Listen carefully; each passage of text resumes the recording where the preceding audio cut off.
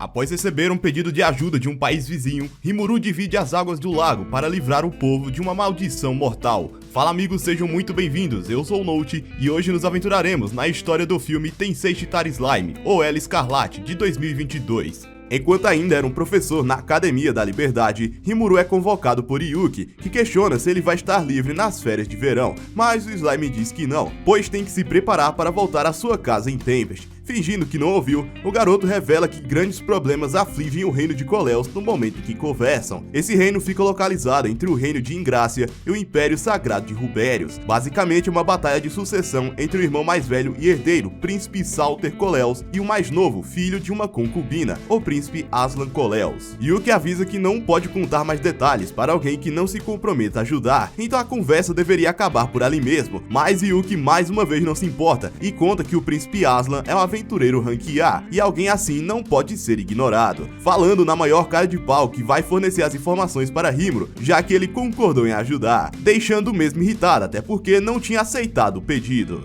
Yuki conta que o Príncipe Aslan conquistou o mestre da guilda do reino de Koleos e os liderou em uma rebelião. A guilda está sob o controle do Príncipe Aslan e declarou independência da sede. Nesse momento, as guildas vizinhas estão apenas monitorando, mas não podem deixar como está, pois colocaria em risco a confiança do público na sede da guilda. Por isso fala que a forma de resolver seja entrar furtivamente no reino de Koleos em uma operação secreta. O Slime diz que se estiver falando em assassinato de um príncipe, obviamente vai recusar o trabalho. O diretor alega que jamais lhe daria um trabalho tão sujo e que quer que ele dê apoio a um aventureiro chamado Paulo, que está sendo considerado para a promoção ao rank A. Então deve trabalhar com ele para descobrir o que cada lado quer, já que andando com um rank A famoso, alguém forte que não se destaca seria o ideal para coletar informações. E o que conta que Paulo é um rapaz que chegou do interior recentemente, então ainda não é capaz de negociar com nobres, por isso se infiltrará na facção de Aslan, enquanto Rimuru se infiltrará na facção do Príncipe Salter. Dependendo das informações, poderá determinar qual lado devem apoiar. O Slime diz que realmente gosta de filmes de espionagem, mas que vai precisar de um tempo para decidir se vai aceitar o pedido. Enquanto tentava convencê-lo na escola, outros professores aparecem e perguntam o que o diretor está fazendo naquele lugar. Vendo isso como uma oportunidade, diz que o professor Rimuru sairá em uma breve viagem sem rumo no dia seguinte. Jeff, que também é um docente, recomenda que ele vá para o reino de Koleos e que ficaria honrado em fazer uma carta de apresentação para ele, deixando sem escolhas a não ser ir nessa viagem. Enquanto escreve, Jeff fala que o Marquês Amad certamente o acomodará, questionando que nome deve colocar, demonstrando que sabe que ele irá fazer uma investigação no reino de Koleos. E o que pergunta como ele percebeu, Jeff fala que investigou as origens de Rimuru, mas não encontrou nada além de suas façanhas no reino Bluemont. Porém, ao mesmo tempo surgiu uma nação de monstros na grande floresta de Jura, então sabe que não é uma mera coincidência. Rimuru fala que pensou que ele o odiasse, mas Jeff responde que não pode odiar alguém que salvou a vida da sua querida irmã mais nova, e pergunta qual pseudônimo vai usar, escolhendo o nome Satoru. Com isso, concluindo a carta de apresentação, alegando que está apresentando o professor Rimuru, mas fora da casa do Marquês deve usar o nome Satoru. Em uma taverna, Rimuru se apresenta para Paulo como aventureiro rank B. Enquanto Yuri explicava sobre o plano, Rimuru se perguntava se ele ficaria bem, quando lhe é revelado que ele estará encarregado de cuidar do plano, e Paulo pede para que ele o ajude a chegar no rank A, deixando Rimuru chateado por toda a responsabilidade ter sido jogada no seu colo. Depois de um tempo viajando de carroça, eles chegam em uma pousada, onde cada um deveria pagar sua própria estadia. Porém, mesmo sendo rank A, Paulo está falido e sem nenhum dinheiro, deixando Rimuru indignado ao saber que o demente perdeu seu dinheiro em apostas. Com a ajuda de Hanga, poderão chegar mais rápido no reino de Koleos e espera que não encontrem nenhum monstro no caminho. No entanto, acabam se deparando com um largato venenoso que tem seu corpo envolto por um veneno ácido e Paulo o enfrenta de mãos nuas. Rimuru até diz para ele esperar, mas ele não lhe dá ouvidos e acaba tendo seus olhos queimados pelo ácido. Rimuru então lhe cura com uma de suas poções. Enfurecido, ordena que ele se sente. Ele dá um sermão para não ser imprudente e saber do que é capaz e agir de acordo com suas limitações. Acampando, Paulo revela que é melhor em artes marciais com armas e bastões, mas infelizmente seu bastão de madeira quebrou derrotou e agora só lhe restavam seus punhos. Rimuru quebra o galho dele e lhe dá um bastão novo em folha, junto com uma poção para usar quando julgar necessário. Então, na parte da noite, eles chegam na capital de Koleos, chamada Herpária. Eles então são recebidos pela irmã mais nova de Jeff, Chiffon Amadi. Paulo se apresenta sem nenhuma formalidade, então é levado cuidadosamente para sua acomodação. Rimuru então se encontra com o Marquês Amadi, que pede para ser chamado de Barak. Após a refeição, o Marquês questiona se ele está ali para levar Chiffon de volta, mas diz que não se trata disso e que seu objetivo é determinar qual lado a guilda deve apoiar. Barak revela ser aliado do príncipe herdeiro Salter e que pode marcar uma reunião para eles se encontrarem, mas devido à sua posição atual, Rimuru acaba tendo que recusar. Chiffon então pede para que ele se encontre com a princesa Zenobia, sendo ela a irmã mais nova dos dois príncipes, que infelizmente está de cama devido a uma grave doença. Como soube que Rimuru é conhecido por suas habilidades médicas, tem certeza que ele pode fazer alguma coisa. Na manhã seguinte, o Slime manda Paulo coletar informações na cidade e para ele sair reclamando que um nobre amigo trouxe, mas que está sendo egoísta, e ele vai entusiasmado para cumprir suas expectativas. Rimuru então manda Souei o seguir, ouvir suas conversas e também o proteger. Como homens não podem entrar no palácio, Rimuru se disfarça de mulher. Logo em seguida, eles se deparam com o médico da corte Gustav, um completo desprezível. Vendo que ele estava curioso, ela apresenta Rimuru como uma médica com remédios incomuns e que está ali a seu pedido. Gustav acha isso tolice, dizendo que vai reportar ao príncipe para que ela seja castigada. Ao chegar no quarto da princesa, Rimuru logo nota que ela é cega e seguir apenas com a audição. E segundo o grande sábio, Zenobia não está se alimentando direito. Para fazer um exame mais detalhado, Rimuru colhe seu sangue e com base nos resultados, ela está enfraquecida devido a uma desnutrição extrema. Como a causa desconhecida sugere uma terapia sintomática, então diz para dar a ela um pouco do mel de apito como remédio. Após tomar um pouco junto com o chá, ela milagrosamente abre seus olhos e consegue enxergar novamente, não tendo palavras o suficiente para agradecer por essa dádiva. Enquanto Aslan treinava com os membros da guilda, Cal, seu amigo, diz que prenderam um comerciante e agora possuem provas irrefutáveis. Um dos seus homens se aproxima e lhe passa a informação que a princesa Zenobia repentinamente se curou da doença e também recuperou sua visão. Naquela noite, Souei passa informações sobre Aslan, alegando que ele é valente e cuida de seus amigos, sendo um jovem simpático com um ar de campeão. Quanto a Paulo, ele entrou em um bar e se embebedou e começou a falar mal de Rimuru, mas graças a isso, ninguém deve suspeitar dele. Depois que ele vai embora, Rimuru transfere sua consciência para um clone que deixou no palácio e sorrateiramente entra no quarto da princesa Zenobia e se esconde debaixo de um cômodo. Durante o jantar, o Marquês é informado que o príncipe Aslan está em sua porta e, deduzindo que é para agradecer Rimuru, concede permissão para deixá-la entrar. Ao entrar, o príncipe oferece seus mais sinceros agradecimentos a Rimuru por ter salvo sua irmã. Ele conta que os três se davam bem quando eram mais novos e que seu sonho era que quando seu irmão se tornasse rei, ajudá-lo como seu braço direito. Porém, depois que Zenobia adoeceu a ponto de perder sua visão, Salter mudou e acredita que sua irmã não estava doente de fato, mas sim que estava sendo afetada por outra coisa. Ele conta que ninguém, exceto Gustav, pode se encontrar com o rei. Segundo Aslan, isso é porque o rei Tedron também está acamado por causa de uma doença. Barak questiona do porquê ninguém lhe disse isso. Aslan responde que não foi só sua irmã. Seu irmão, um homem digno de admiração, também está sob o controle de Gustav. O Marquês então questiona se Salter está por trás disso. O príncipe fala que é só ligar os pontos. Em 3 anos, seu irmão, que vivia doente, de repente ficou tão forte que está irreconhecível, dizendo que eles acreditaram nisso graças ao charme do seu irmão, uma técnica usada pelos vampiros. Um dos seus amigos lhe ensinou sobre vampiros, onde aprendeu que os mais poderosos não são afetados pela luz do sol, acreditando que seu irmão recebeu Zen Blood e renasceu como vampiro de alto escalão, alegando que isso não é apenas uma briga pela sucessão, mas uma conspiração da Lorde Demônio Valentine para sabotar a zona de defesa da humanidade. Barak então se livra do seu charme com a quebra violenta, uma arte que descobre e elimina contaminantes estranhos, e faz o mesmo com sua esposa. Mais uma vez, Aslan agradece Rimuru e que graças ao seu remédio, Zenobia não se tornará uma vampira. Barak então decide acompanhá-lo, dizendo que está pronto para ajudar a derrotar Gustav. Ao transferir sua consciência para o clone no quarto de Zenobia, ele sente um calafrio enorme por estar sentindo uma grande quantidade de energia. Olhando para a cama, observa o príncipe Salter conversando com sua irmã e, ouvindo a conversa dos dois, conclui que ele não é uma má pessoa, como foi informado. Após sua saída, nota que ele estava suprindo sua aura na frente da irmã e que não é Salter que está fazendo Zenobia sofrer.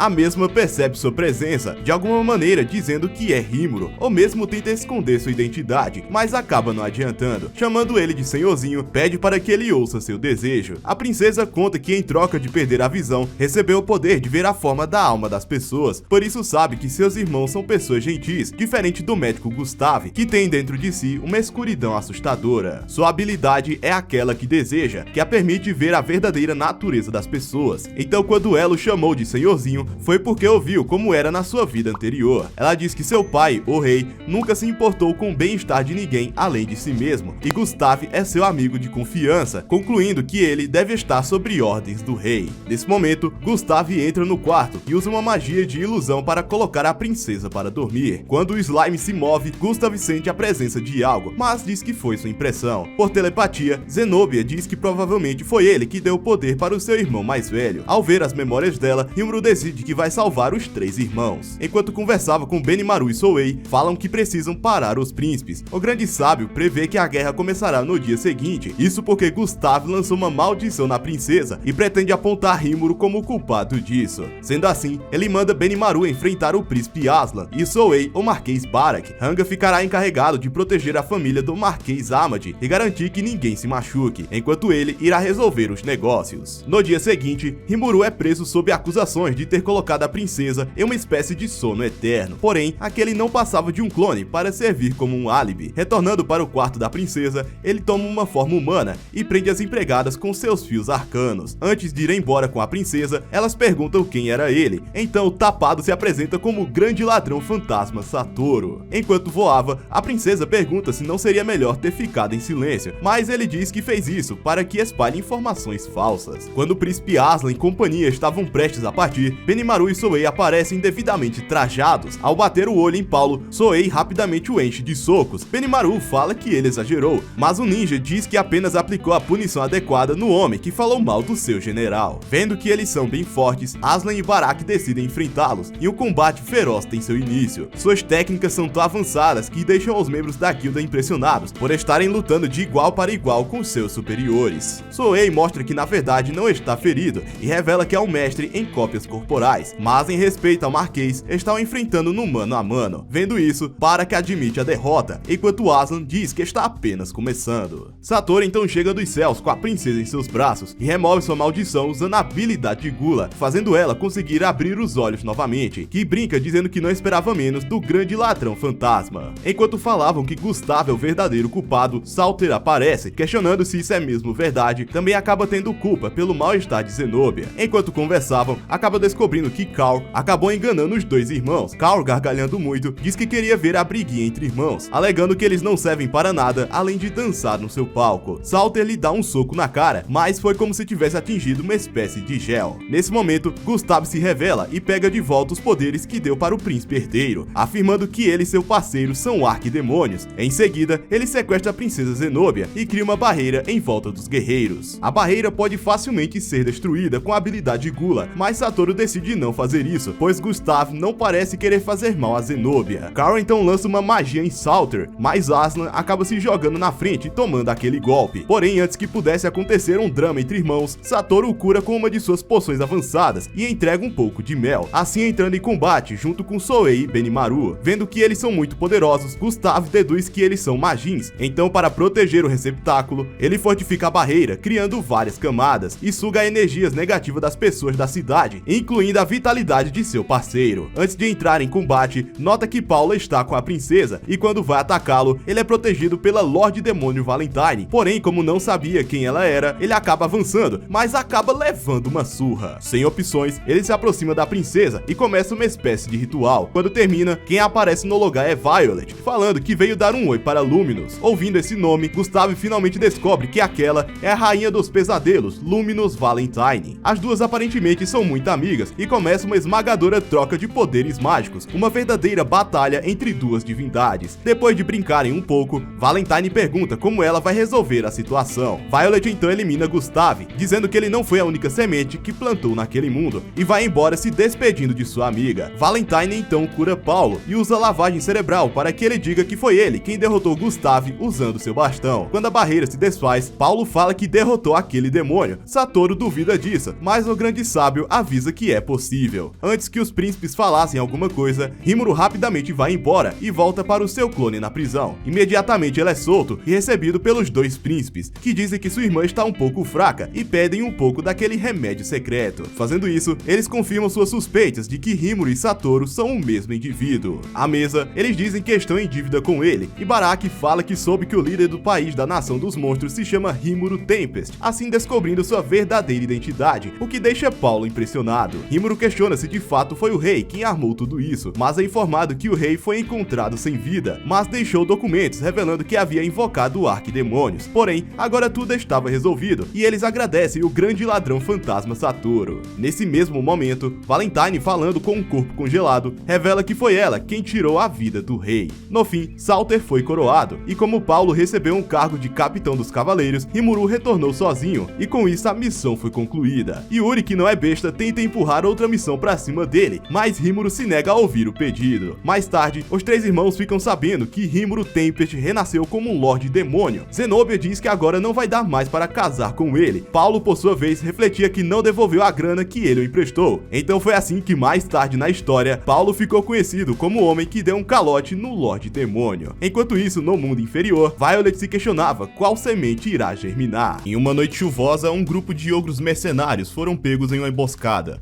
Depois de um árduo combate, o general é o único que sobra. Cercado por seus inimigos, o ogro salta do rio, onde tem mais espaço para assim eliminá-los com sua espada. Percebendo o sangue que descia pela correnteza, observa um cara que havia acabado de eliminar seus subordinados. Enquanto se aproximava, o ogro alega que tem uma aldeia e preciosos companheiros que deve proteger, então parar não é uma opção. Nesse momento o ogro fica incandescente e com muita raiva, ele pega sua espada e avança para o seu último confronto. Porém, mesmo conseguindo desarmar seu oponente, ele consegue recuperar sua lâmina e fazendo alguns clones, consegue perfurar o ogro e assim vencer a luta. Caído no chão derrotado, alguns encapuzados que estavam observando em meio às árvores se aproximam e por meio de um orbe recebem as ordens de levá-lo com vida. Ao acordar em um lugar desconhecido, a mulher à sua frente se apresenta como Toa, a rainha do reino de Raja. Ouvindo que suas feridas foram tratadas, ele agradece. Entretanto, a rainha diz que não há necessidade de gratidão. Toa explica que ele e seus companheiros foram encontrados em um estado grave e, segundo o médico do castelo, o ogro não tinha mais salvação. Mas atendendo os pedidos de seus companheiros para salvá-lo, a rainha lhe concedeu o nome de Hiro, com a esperança de que ele evoluísse, passando de um ogro para um Kijin. Infelizmente, como ela não tinha força vital suficiente, seus amigos lhe deram o resto de energia que tinham para que Hiro continuasse vivo. Quando descobre que dormiu por 10 dias seguidos, ele rapidamente pega sua espada e, mesmo ferido,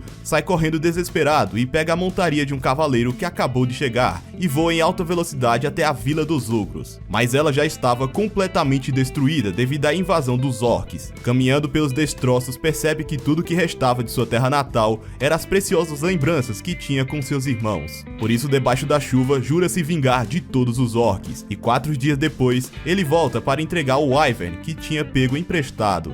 Agora, nos tempos atuais, no meio da floresta, Gobta e Gabiru estavam sendo treinados pelo mestre Hakurou, onde eles mais apanham do que qualquer outra coisa. Enquanto isso, Geld estava ajudando na construção da estrada, onde observa um Wyvern voando nos céus. Nesse momento, Souei aparece avisando que Geld está sob ataque. Aproveitando sua paz momentânea, Rimuru comenta com sua secretária Xion se foi uma boa ideia ter mandado seu servo Diablo e o herói para reconstruírem o reino de Falmouth. Shuna aparece trazendo um pouco de chá para que eles relaxem um pouco. Xion decide pegar uns biscoitos que fez para usarem de acompanhamento, porém a aparência é tão amedrontadora que eles tentaram escapar de toda forma. Quando quase estava sendo forçado a comer, Souei aparece para notificar seu mestre que Geld está sob ataque inimigo. Ao mesmo tempo, na estrada, o orc estava lutando contra Hiro, que, cego por sua raiva, acha que Geld é um inimigo infiltrado em Tempest. Hiro dispara seu ataque flamejante, criando um turbilhão de fogo em volta do general orc, mas ele consegue se livrar usando seu escudo. Porém, ao saber que Hiro buscava vingança pela Vila dos Ogros que ele e sua raça destruíram no passado, Geld larga suas armas, decidindo aceitar o golpe e pagar pelos atos hediondos que cometeu no passado. Mas quando estava prestes a receber o golpe, intensificado com as chamas da vingança, ele é salvo por Benimaru, que logo o reconhece como seu irmão, onde ambos ficam surpresos em ver um ao outro ainda vivos. Agora mais calmos, Benimaru explica que se reconciliaram com os orcs e que Geld é um valioso companheiro de Tempest. Hiro facilmente acredita nas palavras de seu irmão e reconhece que os orcs não são mais seus inimigos, e pede desculpas por suas ações precipitadas. Geld também se desculpa, dizendo que seus atos no passado nunca poderão ser perdoados. Após isso, Rimuru e os outros aparecem, onde ocorre um momento muito emocionante entre os Kijins. À noite, enquanto todos degustavam um sake, Benimaru explica a Rimuru que Hiro é um amigo de infância que fizeram na Vila dos Ogros, e por livrá-los de várias enrascadas durante a infância, todos o consideram como um irmão mais velho. Por ser o mais forte da vila, Hiro partiu junto com mais 10 homens para se tornarem mercenários, porém diz que não foi abençoado com bons empregadores. Quando questionado em qual país trabalhou, Hiro explica que foi em Distave, domínio do Lorde Demônio Clayman, mas então descobriu que a Vila dos Ogros estava prestes a ser atacada e deixou o exército na mesma hora. Mas mesmo depois de tudo ter acontecido, está feliz em ver os seus amigos vivos. Hiro segue dizendo que sua vida foi salva pela Rainha Toa do reino de Raja, e a segue desde então. Raja é um reino pequeno que sobrevive com base na mineração de ouro, porém agora não é tão próspera como já foi no passado. Devido à extração de ouro, um tipo de toxina invadiu o Lago do Reino. Para conter isso, várias gerações de rainhas usam o poder da tiara para purificar as águas, mas isso acaba trazendo efeitos colaterais para seus corpos. O médico do palácio dá o diagnóstico de que se a Rainha Toa continuar usando o poder da tiara para neutralizar as toxinas das minas de mineração, a maldição tomará conta de todo o seu corpo, o que resultará em seu fim, assim como as rainhas anteriores. Os anciões explicam que só a família real tem a habilidade de usar o poder da tiara, mas em troca o usuário absorve o veneno da tiara. Como não podiam parar de minerar ouro, já que não teriam comida suficiente para alimentar seu povo, e não podiam deixar a rainha continuar arriscando sua vida, Hiro tem a ideia de cultivarem na grande floresta de Jura, para que assim possam ser autossuficientes em comida. Porém, os anciões explicam que essa ideia está fora de cogitação, pois essa floresta pertence ao dragão do vendaval Veldora, e devido ao acordo que foi feito entre as nações vizinhas, a floresta se tornou um lugar intocável, e caso quebrem o acordo, as consequências serão inimagináveis. Nesse momento eles recebem um relatório de que após eliminarem o exército de Falmouth, Rimuru conseguiu fazer de Veldora seu aliado. Depois disso, Hiro decidiu partir para Tempest como mensageiro e pedir para que Rimuru concorde com o cultivo. Logo após ouvir essa história, Rimuru informa que se tornou um Lorde Demônio e libera um pouco de sua energia esmagadora. Xion, com muito orgulho, diz que ele derrotou Clayman, ganhando assim a aprovação dos outros Lordes Demônios. Após ser um pouco bajulado, Rimuru pergunta a Veldora sobre esse tal acordo, mas ele não faz ideia do que se trata e diz que se eles não fizerem muito barulho, poderiam cultivar o quanto quiserem. Então do nada, Lorde Demônio Milin e super amiga de Rimuru aparece questionando o porquê dela não ter sido convidada para esse banquete. Hiro então suplica para que o líder da Floresta de Jura empreste sua ajuda, para que possa salvar sua rainha e o povo que ela tanto se importa. Vendo a determinação do irmão mais velho, Benimaru e os outros reforçam o pedido para seu mestre. Rimuru fala que vai ajudar e aproveitará para desejar melhoras em sua recuperação. Na manhã seguinte, eles partem voando e rapidamente se aproximam do país de Raja. Enquanto apreciavam à vista, a barriga de um dos soldados ronca, e Xion decide lhe dar aqueles biscoitos bizarros para ele comer. Porém, o cheiro daquela gororoba era tão horrível que o Ivern acaba desmaiando e eles caem em queda livre. Mas Ranga consegue acordá-lo antes que atingissem o chão. Por causa disso, um pouco da água do lago atinge Rimuru e ele sente que tem algo estranho. No palácio, de frente aos ministros do país, Hiro informa que, graças a Rimuru, conseguiu permissão do dragão do vendaval Veldora para cultivar na grande floresta de Jura. Eles ficam felizes com a notícia, mas dizem que precisarão de ajuda de especialistas para o cultivo em larga escala. Nesse momento, Traine, a Dríade da Floresta, aparece junto com sua governante, Rainha dos Espíritos e Lorde Demônio Ramírez, que fica muito feliz ao ostentar sua superioridade para os velhotes. Aproveitando o momento, Hiro explica que Rimuru também se tornou um Lorde Demônio, e o mesmo aproveita para deixar Traine encarregada da agricultura. Chegando no quarto da rainha, Hiro lhe apresenta Rimuru e diz que ele pode ser capaz de tratá-la. Toa prontamente aceita a oferta, afinal não tem motivos para duvidar de alguém que Hiro trouxe até ela. Ao analisar seu estado, Rafael informa Rimuru que a maldição da tiara não pode ser removida, e somente aquele que colocou a maldição sobre ela pode removê-la. No entanto, afirma que se ela não usar a tiara, vai se recuperar gradualmente. Como tratamento, Rafael receita que lhe dê um mel tônico restaurador produzido em Tempest. Quando toma uma colherada do remédio, ela já se sente melhor e até fica menos anêmica. Rimuru diz que esse é um tônico produzido em sua nação e que ela deverá tomar uma colher após cada refeição. Como Towa não iria parar de usar o poder da tiara para purificar as toxinas das águas, Rimuru se oferece para se livrar desse problema de uma vez por todas. Então no lago, Rimuru deduz que centenas de anos em mineração estão fazendo com que as toxinas das minas sejam despejadas nas águas, o tornando em um verdadeiro lago da morte. Shuna pergunta se seu mestre não poderia remover todas as toxinas das minas e restaurar a pureza total da água. Rimuru fala que sim, mas avisa que quando chegou nesse país, analisou a água da cachoeira, onde Rafael alertou que a composição do veneno não é encontrada na natureza, por isso acha que algo não estava certo. Caminhando e adentrando nas águas venenosas, Rimuru reflete que os venenos desse lago não são toxinas das minas de ouro. Usando somente sua pressão, ele divide as águas do lago e caminha até o centro do problema. De frente a um altar com um círculo mágico, Rimuru usa sua habilidade Beelzebub, criando um turbilhão preto que devora o círculo mágico e toda a água do lago. Instantaneamente, a purificação do veneno foi realizada e Rimuru libera toda a água que havia devorado, só que agora ela está pura e cristalina, não sendo prejudicial para nenhum ser vivo. À noite, enquanto todos do reino festejavam, Hiro aparece para agradecer Rimuru, mas o Slime diz que tudo que deseja em troca é ter uma boa relação com o reino de Raja. Enquanto a rainha estava sentada em sua cama, Rimuru aparece para conversarem. Towa diz que tem inveja do Slime, pois mesmo ambos sendo líderes de nações, cada um tem relações diferentes com seus companheiros. Quando salvou Hiro, pensou que ele poderia se juntar a ela, sendo calculista e egoísta. Rimuru fala que isso vale para todos, afinal, às vezes todos fazem algum cálculo interno. Além disso, diz que mesmo que tenham nomeado, não significa que suas almas estejam ligadas, e seus companheiros eram a prova clara disso. O Slime alega que Towa leva as coisas muito a sério. Se continuasse assim, o seu senso de responsabilidade irá esmagá-la, por isso deveria ser mais honesta sobre seus sentimentos. Então 10 dias se passam e o reino de Raja já começou a cultivar a floresta de Jura. Laqua percebe isso e nota que o lago foi completamente purificado. Ele fica furioso com esse resultado, pois segundo ele,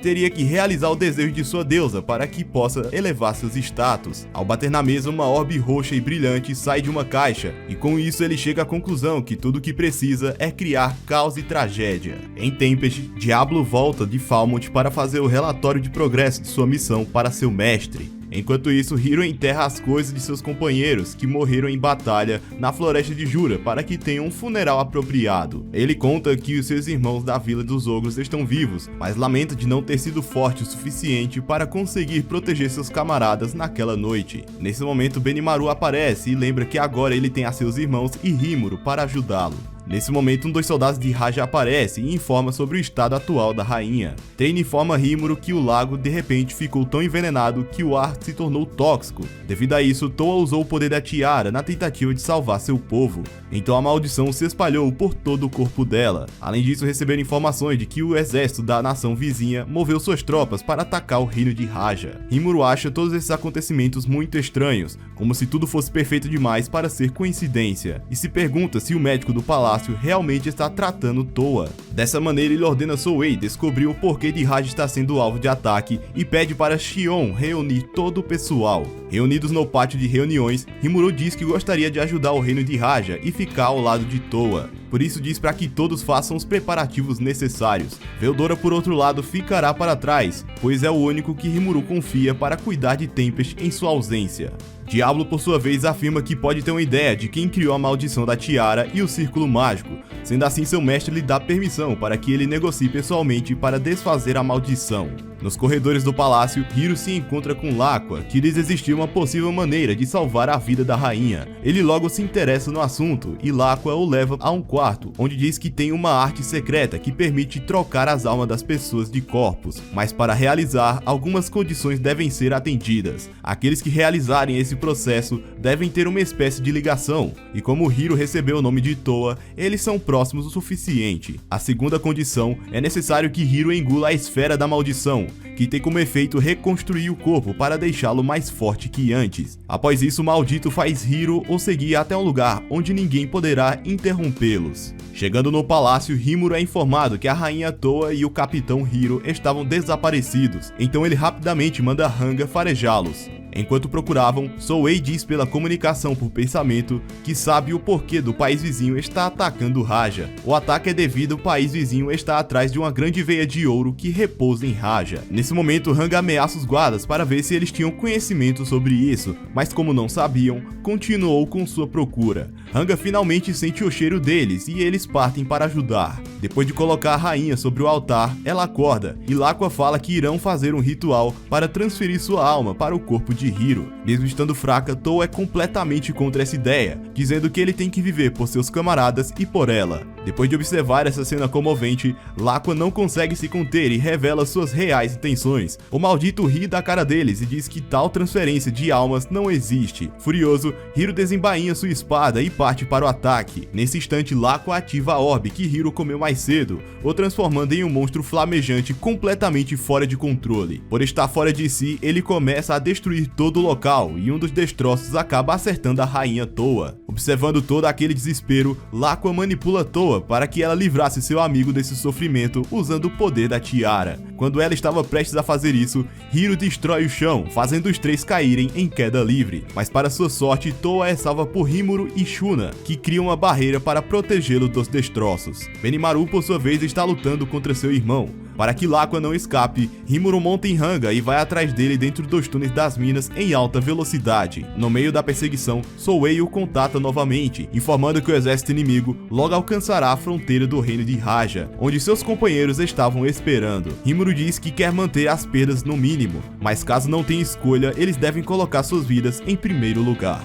Enquanto isso, em um castelo próximo ao reino, Diablo se encontra com Violet, que assim como ele, é um demônio primordial, e questiona quem seria tão esquisito a ponto de nomear alguém como ele. Diablo sabe que ela foi quem colocou o círculo mágico no lago que pertence a Raja e pergunta o porquê da pequenina ter feito isso. Violet explica que a família daquele reino é a sua favorita. Alguns séculos atrás, eles lhe pediram um favor. Atraída pelas emoções, ela chegou em Raja, onde a primeira rainha a confundiu com uma deusa. A rainha pediu a ela poder para salvar o reino. Sendo assim, Violet lhe entregou uma tiara que possui um imenso poder mágico. Mas como prova de sua determinação, assim que colocar a tiara, será amaldiçoada, e como a maldição é genética, suas gerações futuras também pagarão o custo, pois para obter o maior dos méritos, deveria pagar o preço mais terrível. Pelo bem de seu povo, a rainha aceita a tiara e alega que seus descendentes, que herdarão o trono depois dela, sentirão o mesmo. Por último, Violet explica que caso ela use muito o poder da tiara, eventualmente ela ficará manchada com a cor da sua magia. Assim, depois de sua morte, poderá usar seu corpo como hospedeiro para se manifestar nesse mundo. Em outras palavras,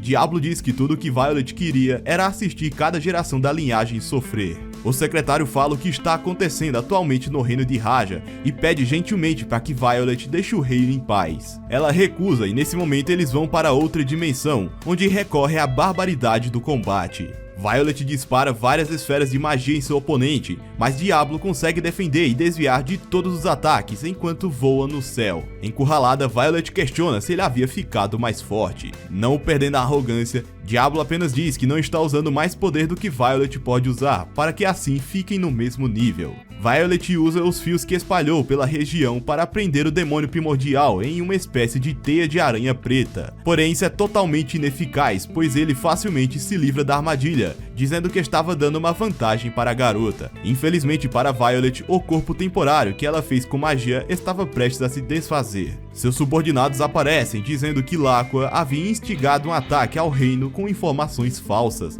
Devido a isso, o contrato que fez com a rainha deve ser anulado. Antes de voltar para o submundo, Violet questiona quem no mundo teria a capacidade de dar um nome a ele.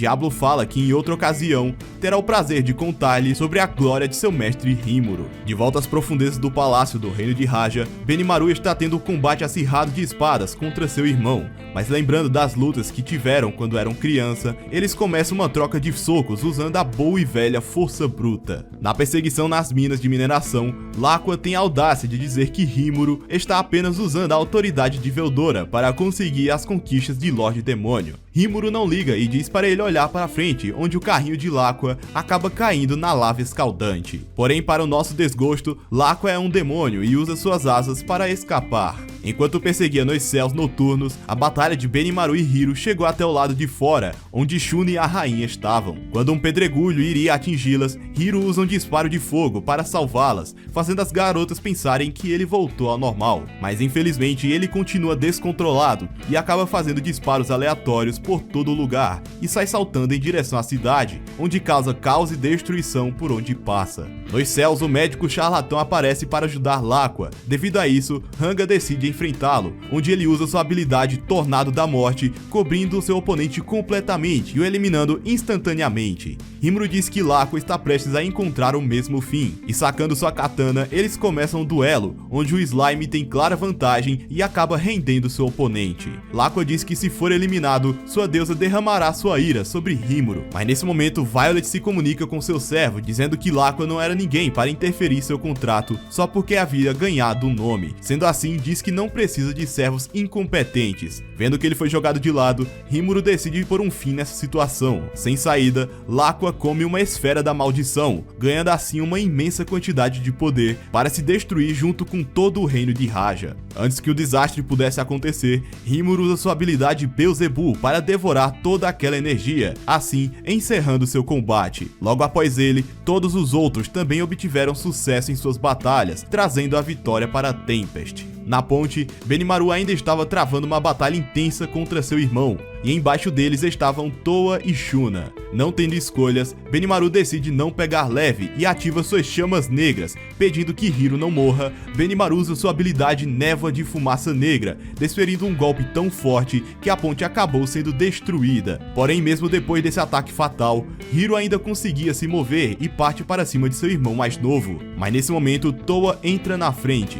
Devido a umas memórias, Hiro para o golpe antes que pudesse atingi-la. Com um pouco de controle que ainda tinha, Hiro perfura seu próprio peito e arranca a orbe de dentro de seu corpo e por fim a destrói, fazendo o próprio voltar ao normal. Porém, infelizmente, seu corpo estava se transformando em pedra. Rimuru aparece para entregar uma poção de cura máxima, porém Rafael avisa que Hiro está pagando o preço por usar a esfera da maldição, então qualquer tentativa de curá-lo será ineficaz. Em suas últimas palavras, Hiro diz que estava muito feliz por ter encontrado em sua vida uma mestra que valia a pena servir. Porém, Towa não permite sua morte, e usando todo o poder restante da tiara, ela realiza um milagre e reconstrói o corpo de Hiro, o trazendo de volta à vida. Infelizmente, a maldição se espalha por todo o seu corpo, e a rainha Towa acaba encontrando seu fim. Rafael avisa que esse foi o preço que ela desejou pagar, e nada poderia ser feito. Entretanto, antes que sua alma fosse descansar no outro mundo, Violet aparece dizendo que o contrato foi quebrado por sua própria negligência.